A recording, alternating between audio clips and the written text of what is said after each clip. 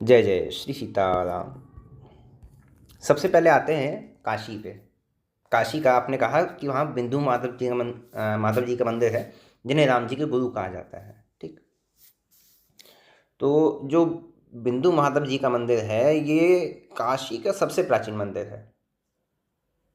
सबसे पहले जो काशी थी,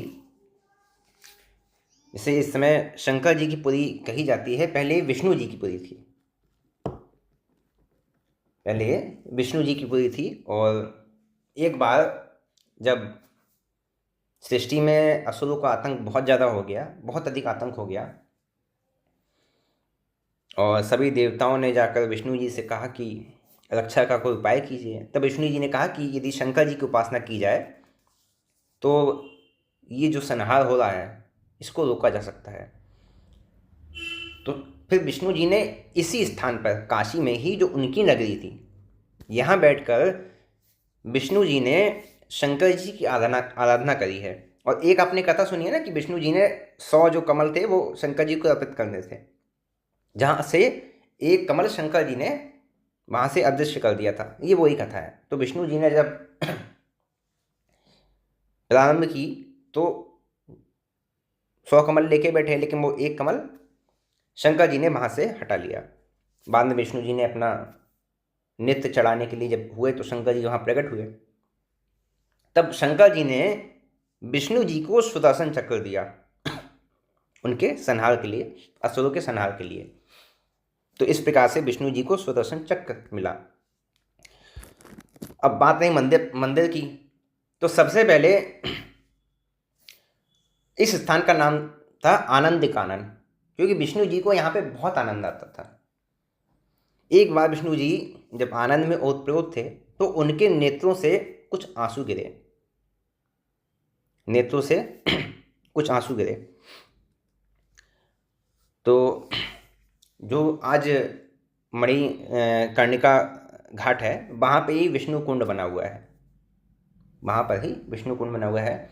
और उन्हीं जो विष्णु कुंड बना हुआ है, उसी के पास में थोड़ा दूर जाके पंचगंगा घाट पर, वहीं पर विष्णु जी का स्मरण में ही, या ये कहें विष्णु जी की आराधना के निमित्त ही, वहाँ पे बिंदु माधव मंदिर बना हुआ है। माधव जो शब्द आया है यहाँ पे, इसका श्री कृष्ण जी से कोई भी संबंध नहीं है, ये विष्णु जी के लिए आया है।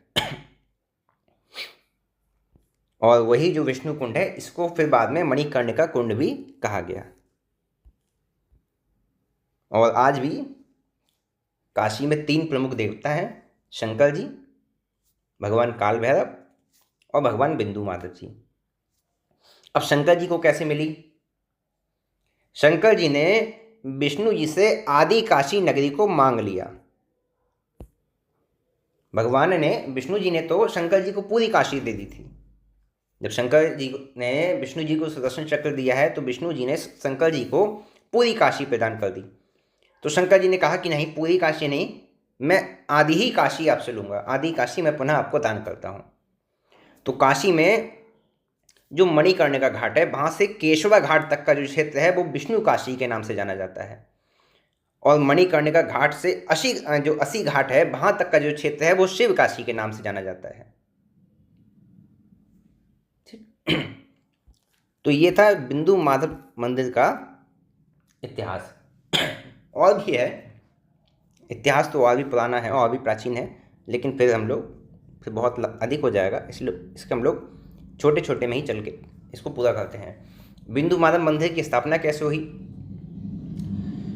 नेपाल में जो मुक्ति पथ है ना, मुक्ति क्षेत्र है, वहाँ पे गंडकी नदी के किनारे एक ऋषि रहते थे, अग्नि बिंदु नाम से। विष्णु जी की तपस्या में लीन थे। तो विष्णु जी ने उनको वहाँ दर्शन दिया, और विष्णु जी ने कहा कि आप काशी में मेरे मंदिर की स्थापना कीजिए। और वहाँ पे गंडकी नदी से ही उनको एक शालिग्राम शिला दे दी उन्होंने कि आप इसकी स्थापना ले जाके काशी में कीजिए। तो वही जो ऋषि थे अग्निबिंदु जी, उन्होंने आकर विष्णु जी की जो शालिग्राम रूप शिला थी, उसकी स्थापना यहाँ पर करी। तो अग्निबिंदु ऋषि के नाम से वो बिंदु लिया गया नाम, और विष्णु जी के माधव नाम से वो माधव। इस प्रकार से बिंदु माधव मंदिर की स्थापना हुई। विष्णु जी हैं, आप राम जी के स्वरूप से मान सकते हैं, इसलिए आप गुरु कह सकते हैं। लेकिन वास्तव में जो शंकर जी का गुरु कहे जाते हैं वहाँ पे, वो एक अभिमुक्तेश्वर महादेव हैं, जो राम जी ही साक्षात हैं। शिव पुराण के अनुसार अभिमुक्तेश्वर महादेव, जब शंकर जी राम जी की आराधना कर रहे थे और राम जी जब वहाँ प्रकट हुए तो शंकर जी ने कहा कि इस काशी नगरी में प्रवेश करने वाला मुक्त हो जाए, प्रवेश करते ही काशी में जी मुक्त हो जाए। तो राम जी ने कहा फिर ऐसे तो बड़ी समस्या हो जाएगी, जो स्वर्ग और नरक का जो विधान बनाया है वो तो बड़ा संकट में आ जाएगा, थोड़ा कंजूसी कीजिए, आप तो अवगढ़दानी हैं तो थोड़ा सा, लेकिन कंजूसी आवश्यक है, थोड़ा सा कंजूसी कीजिए। तो राम जी ने कहा कि ठीक है, ऐसा करते हैं, काशी में जो मरने वाले हैं यदि आपके द्वारा उनको नाम सुना दिया जाएगा, आप उनको नाम सुना देंगे तो उनकी मुक्ति हो जाएगी, चाहे वो कोई भी हो। तो शंकर जी ने कहा चलो ठीक है, इतने पे ही हम संतुष्ट हैं। लेकिन राम जी ने कहा कि फिर इस कार्य के लिए आपको रहना पड़ेगा, भाई क्या पता कौन कब कहाँ कैसे मरने वाला है, पता तो है नहीं, तो आपको रहना पड़ेगा। तो शंकर जी ने कहा कि हम रह लेंगे, लेकिन हम तब रहेंगे जब आप भी हमारे साथ रहेंगे। तो फिर राम जी फिर यहाँ पे अभिमुक्तेश्वर महादेव के नाम से प्रकट हुए, जिनको आज राम जी के शंकर जी के गुरु के रूप में पूजा जाता है। और जैसे मैंने कहा कि इतिहास और भी है, जानकारी और भी है, लेकिन फिर जो मैंने बात कही कि बहुत अधिक लंबा हो जाएगा, है ना, कथा ज़्यादा लंबी हो जाएगी। और कुछ उत्सव भी हैं जो बिंदु माधव मंदिर में मनाए जाते हैं। कार्तिक मास में जो चतुर्दशी आती है उसको बैकुंठ चतुर्दशी कहते हैं, क्योंकि माना जाता है कि भगवान विष्णु के द्वारा भगवान शिव को इसी तिथि को काशी दान में दी गई थी। तो ये जब उत्सव होता है तो वहाँ पे जो विष्णु भगवान हैं, वो भगवान जो शंकर जी हैं, उनको बेल के पत्ते अर्पित करते हैं, है ना। और जो विश्वनाथ जी हैं, भगवान विश्वनाथ जी, वहाँ पे बिंदु माधव मंदिर की ओर से तुलसी के पत्ते अर्पित किए जाते हैं। ठीक, विष्णु जी शंकर जी को बेल के पत्ते और शंकर जी भगवान विष्णु को तुलसी के पत्ते अर्पित करते हैं। ये मंदिर में आज भी वहाँ पे उत्सव मनाया जाता है इस प्रकार से। ठीक, तो ये तो हो गए हमारे बिंदु माधव जी। ठीक है, अब जो कल जो चर्चा चली थी, ये चली थी प्रयागराज की, है ना। पूज ही माधव पद जल जाता। ठीक, कि माधव के चरण कमलों की पूजा। जब सृष्टि का जब प्राकट्य हुआ, ब्रह्मा जी ने जब सृष्टि का प्राकट्य किया, तो जब गंगा जी, यमुना जी और सरस्वती जी, जब इनका पावन संगम हुआ त्रिवेणी में, तब वहाँ पे ब्रह्मा जी ने सृष्टि का प्रथम यज्ञ किया और फिर यहाँ से सभी तीर्थों की उत्पत्ति हुई। जब प्रथम यज्ञ किया, तीर्थों की उत्पत्ति हुई, तब वहाँ पे उस स्थान को प्रयागराज कहा गया। इस प्रकार से प्रयागराज को तीर्थों का राजा कहा गया। तीर्थों का राजा अर्थात संपूर्ण तीर्थों की उत्पत्ति फिर वहाँ से हुई है। ठीक है, इसलिए इसको प्रयागराज कहा गया। अब जो बात है कि माधव जी की स्थापना कैसे हुई, तो कुछ समय के पश्चात, है ना, एक असुर हुआ, उसका नाम था गजकर्ण। बहुत शक्तिशाली था। अब असुर जो भी हो, सबसे पहले देवताओं को ही परेशान करना उसका काम होता है। तो उसने देवताओं को परेशान करना आरंभ कर दिया। देवता बहुत त्रस्त हो गए। तो देवता भगवान विष्णु के पास गुहार लगाने पहुंच गए। तो विष्णु जी ने कहा कि ठीक है, हम उपाय करते हैं, परेशान ना हो। विष्णु जी ने नारद जी से कहा कि आप जाइए गजकर्ण के पास, आगे की तो लीला आप समझ ही गए। इतनी चर्चा होती है नारद जी में, भगवान में। नारद जी ने कहा हाँ ठीक है। अब नारद जी पहुंच गए गजकर्ण के राजमहल में, और वहाँ पे गजकर्ण की बड़ी तारीफ करने लगे, अरे तुम तो ऐसे हो, तुम तो ऐसे हो। जब नारद जी उसके पास पहुँचे तो उन्होंने कहा कि महाराज ठीक है, बात तो आप सत्य कहते हैं, हमने स्वर्ग को जीत लिया, देवताओं को जीत लिया, लेकिन महाराज इस शरीर में देखिए कैसा रोग हो गया है। उसको कोई चरम रोग हो गया था, उससे बड़ा दुखी था। बड़ा कष्ट में था। नारद जी ने कहा, अच्छा ऐसा है, ऐसा करो, आप प्रयाग चले जाओ, प्रयागराज में त्रिवेणी संगम है, वहाँ जाके एक बार स्नान कर लो, बड़ा पुण्य क्षेत्र है। तो वहाँ जाके स्नान करने पर तुम्हारे ये जो शरीर के सब रोग हैं ना, चर्म रोग, ये सब नष्ट हो जाएंगे।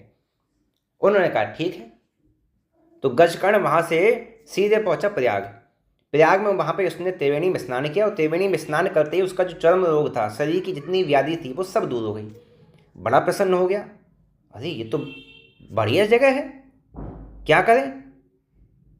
तो उसने उसी समय जो त्रिवेणी जो पूरा संगम है, उस जल को उसने वहाँ पी लिया। पिया क्यों? पिया इसलिए कि अब इसको मैं ले जाऊँगा पाताल में, और मेरे यहाँ भाई मेरी प्रजा है, परिवार वाले हैं, सैनिक हैं, किसी को भी कोई व्याधि होगी तो ये आगे भी सबके दुख दर्द में, इलाज में काम आती रहेगी। अब इसको मैं पाताल ले जाऊंगा। तो जैसे ही उसने पी लिया तो सब लोग बड़े घबरा गए, क्योंकि गंगा, यमुना, सरस्वती तीनों का लोप हो गया। देवता बड़े परेशान हो गए। वास्तव में नाथ जी की यही थी योजना कि ये जाएगा तो ये यहाँ पे ऐसा कुछ करेगा, और करेगा तो भगवान को फिर उसका वध करने के लिए आना पड़ेगा। अब ऐसे तो जाके, अब वो घर में बैठा हुआ है, अब भगवान सीधे जाकर तो आक्रमण नहीं कर सकते। तो जब वो ले जाने लगा तो वहाँ पे भगवान विष्णु प्रकट हो गए, और भगवान विष्णु और गजकर्ण के बीच 3 दिन तक खूब युद्ध चला। अंत में भगवान विष्णु ने सुदर्शन चक्र से उसका जो धड़ था, पैर के नीचे पेट की तरफ से, वो अलग कर दिया, और वहाँ से फिर तीनों जो नदियाँ हैं वो पुनः मुक्त हो गई और त्रिवेणी में पुनः स्थापित हो गई। भगवान विष्णु ने कहा तीर्थराज प्रयाग से कि अब हमें चलना चाहिए। तो तीर्थराज प्रयाग ने कहा कि प्रभु आज तो आपने रक्षा कर ली है, आज तो आपने रक्षा कर ली है, लेकिन आगे, यदि आगे कभी ऐसा हुआ तो, आगे कभी यदि त्रिवेणी पर संकट आया तो उसकी रक्षा कौन करेगा? इसलिए प्रभु मेरी ये प्रार्थना है कि आप यहीं रहकर हम सबकी रक्षा करें। तो भगवान विष्णु ने तब वहाँ प्रयागराज की जो प्रार्थना थी, भगवान विष्णु ने स्वीकार कर ली। भगवान ने कहा कि ठीक है, आज से मैं इस तीर्थ का देवता रहूँगा, और इस तीर्थ में मैं वेणी माधव के रूप में ही इस तीर्थ की रक्षा करूँगा। तो उसी समय से भगवान विष्णु उस तीर्थराज प्रयाग का जो मुख्य जो तीर्थ क्षेत्र है, त्रिवेणी जो संगम का जो क्षेत्र है, वहाँ पे भगवान विष्णु चारों दिशाओं से, जहाँ से वो कवर हो सके, चारों दिशाओं से 12 माधव के रूप में भगवान विष्णु वहाँ पे स्थापित हो गए, अलग अलग जगह जाके स्थापित हो गए। और जो मुख्य स्थान था, मुख्य जो त्रिवेणी संगम था, वहाँ पे वेणी माधव के रूप में स्थापित हो गए। तो वेणी माधव को तब से तीर्थराज प्रयाग का रक्षक या नगर देवता भी कहा जाता है। मुख्य मुख्य जो इनके 12 जो स्वरूप हैं, वेणी माधव, चक्र माधव, गदा माधव, पद्म माधव, अनंत माधव, बिंदु माधव, बिंदु माधव भी यहीं पे है एक स्वरूप, बिंदु माधव, मनोहर माधव, असी माधव, संकट हरण माधव, आदि वेणी माधव, आदि वट माधव और शंख माधव। ये 12 नाम से वो 12 अलग अलग स्थानों पर त्रिवेणी संगम में चारों ओर भगवान विष्णु स्थापित हो गए। तो यहाँ पे भी जो माधव शब्द आया है, इसका श्री कृष्ण जी से कोई संबंध नहीं है। तो विनय पत्रिका में भी हम लोग को यही समझना चाहिए कि वहाँ पे, या रामचरितमानस में जो पूज ही माधव पद जल जाता, जो गोस्वामी जी ने स्मरण किया है, गोस्वामी जी ने भगवान विष्णु का स्मरण किया है, जहाँ पे गोस्वामी जी ने बाद में भगवान श्री हरि कहकर भी संबोधित किया है विनय पत्रिका में। ये था दोनों स्थान पर जो माधव है उनका वृत्तांत। दोनों जो स्थान है वो अत्यंत प्राचीन है, द्वापर युग से ही नहीं, द्वापर युग के पहले से ही उनका वहाँ पे स्थान है। ठीक है। तो ये थी दोनों स्थानों के जो इतिहास है। ये इतिहास तो काशी का और भी पुराना है। काशी के विषय में कहा जाता है कि काशी में भगवान शंकर का क्षेत्र है। भगवान शंकर ने यमराज को ये विशेष रूप से कह दिया है कि इस स्थान पर आपके गणों का कभी प्रवेश नहीं होगा। यमराज के दूत, यमराज के गण कभी उस स्थान पर प्रवेश नहीं कर पाएंगे।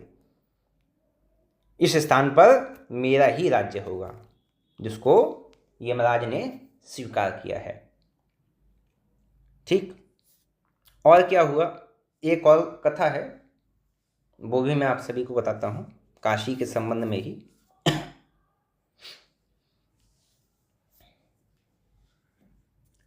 जब सृष्टि का आदि हुआ, ये शिव पुराण से कथा है, सृष्टि का जब आदि हुआ, जब ब्रह्मा और विष्णु जी प्रकट हुए तो दोनों में होड़ हो गई कि कौन बड़ा, कौन बड़ा। तो वहां पे एक ज्योति स्वरूप लिंग उत्पन्न हुआ। आकाशवाणी हुई कि आप में से जो इसका आदि या अंत खोज पाएगा, खोज के वापस आ जाएगा, वो बड़ा हो जाएगा।